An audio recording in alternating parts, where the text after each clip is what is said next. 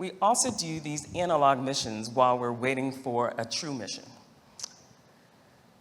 So one of the missions that I had the chance to be a part of is called the NASA Extreme Environment Mission Operations. It's called NEMO 18. And this is where you and your crew live underwater at about 50 feet for about 9 days.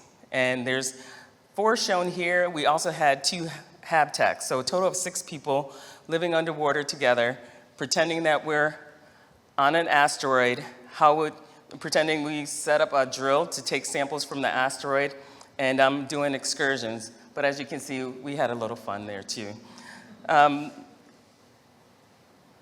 do we do this? Why do we do analog missions? Partly because there's real consequences to doing the missions. For the NEMO, if you surface after being saturated with nitrogen, you'll get the bends or decompression sickness. So you really have to be careful on these. So you learn how to manage risk. You learn how to be a team together. So as you can see, the 6 of us had tiny beds in this little compartment that we lived in for 9 days. And this is how we slept every night. Right here, we're just showing how we did the oxygen protocol so that we can leave the habitat and surface again. We had Aki Hoshide, who was our commander.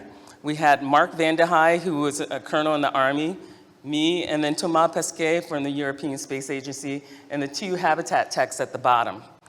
Now, can you imagine if we didn't get along, how hard 9 days would be together? But we ended up having a great time. I was the big sister of the group, so they harassed me. But we surfaced, and we were still really good friends. But it goes a long way if you are flexible, adaptable, and can get along with just about anything. Our team, we rallied around the fact that we had this great mission to pretend that we were going to an asteroid and exploiting the asteroid. We also do something called caves, and I did this in this is me and Marco descending down into the cave system in Slovenia. And here he is with me, making sure I'm safe and making sure I'm doing things correctly. But caves is another analog mission where there's real consequences. So in Slovenia, where we were, the cave system was such that if it rained in Slovenia, the entire underworld, is what I call it, becomes wet. And we're descending even deeper into the cave system and hiking everywhere where there's real consequences where you can fall, slip, hurt yourself. And we had several people do that. But we had to work together to do all the work that we set out to do.